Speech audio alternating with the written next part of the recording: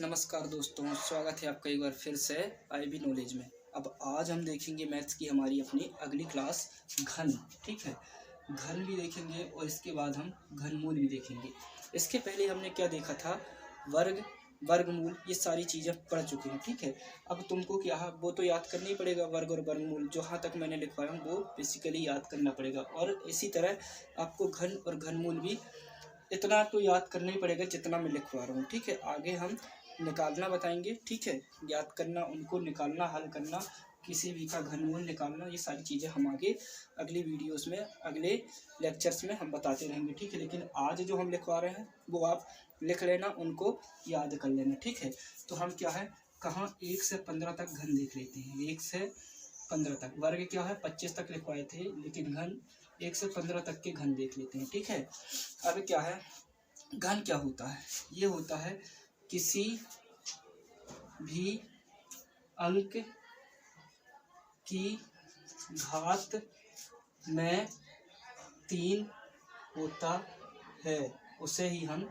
घन कहते हैं। जैसे वर्ग में क्या था, किसी भी की घात में 2 होता था, वहाँ वर्ग होता था, लेकिन घात में अब 3 लग जाए तो वहाँ घन होता है। जैसे कि यहाँ पे 1 का घन। ठीक है, तो 1 गुणित 1 गुणित 1 बराबर 1। ठीक है, वर्ग में 1 की घात में 2 रहता था तो 1 गुणित 1 2 ही बार करते थे तो 1 आता था। ठीक है, ऐसे ही 2 की वर्ग में क्या रहता था, 2 रहता था, लेकिन देखिए ना अब क्या है, यहाँ पे घन है तो 2 की घात 3 यानी 2 गुणित 2 गुणित 2। ठीक है, तो 2 दूनी 4 दूनी 8। इस तरीके से हमें इनको हल करना है। 3 का घन 27। ठीक है, 4 का घन 64, 5 का घन 125। ठीक है, 6 का घन 216, 7 का घन 343, 8 का घन 512, 9 का घन 729 घन, और 10 का घन 1000। ठीक है, आगे क्या है हमारा, 11 का घन 1331, 12 का घन 1728, 13 का घन 2197, 14 का घन 2744, 15 का घन 3375। ठीक है, 15 का घन 3375। तो ये क्या है, घन है हमारे 1 से 15 तक के। इनको आप नोट कर लो और लिख लो कॉपी में नोट करके, और इनको याद कर लो। कम से कम 15 तक के घन आपको याद होने चाहिए। ठीक है, नवोदय में ये आपको बहुत हेल्प पहुंचाएंगे किसी भी सवाल को हल करने में। इनके भी क्वेश्चन कई बार पूछे जाते हैं। ठीक है, तो ये याद कर लो आप, घन 15 तक के घन, इसको आप लिख लो, नोट कर लो। ठीक है, इसके बाद हम क्या करेंगे, लेकिन आगे हो जाता हूँ, आप नोट कर लो। इसके बाद हम क्या करेंगे, घनमूल लिखेंगे। ठीक है, अब मैं इसको इरेज कर दे रहा हूँ। ठीक है, आप लिख लेना वीडियो को रोक करके या फिर स्क्रीनशॉट लेकर। अब आगे क्या करते हैं, हम घनमूल लिखते हैं। मैं टाइम बिल्कुल भी वेस्ट नहीं करूँगा, वीडियो लंबी होती है क्योंकि। ठीक है, अब आगे है घनमूल। क्या है, घनमूल। अब इसमें क्या रहता है घनमूल में, घनमूल का निशान भी कुछ इसी तरह रहता है हमारा वर्गमूल की तरह, लेकिन यहाँ वर्गमूल में 2 छुपा रहता है, मैं पहले बताया था। लेकिन घनमूल में क्या है, 3 स्पष्ट रूप से लिखा रहता है। अगर 3 लिखा है यहाँ इस तरीके से तो वो क्या है, घनमूल है, और अगर 2 छुपा है तो वो क्या है, वर्गमूल है। ठीक है, 2 छुपा है वहाँ तो वर्गमूल है, और 3 अगर लिखा है स्पष्ट रूप से तो वो घनमूल है। ठीक है, इतना ही अंतर है बस घनमूल और वर्गमूल पहचानने के लिए। ठीक है, तो अब इसको हम कहाँ तक लिखते हैं, 1 से 10 तक मैंने वर्गमूल लिखवाया था, 1 से 10 तक मैं घनमूल भी लिखवा दे रहा हूँ। ठीक है, 1 से 10 तक घनमूल। तो इस तरीके से हम इसको भी लिख लेते हैं।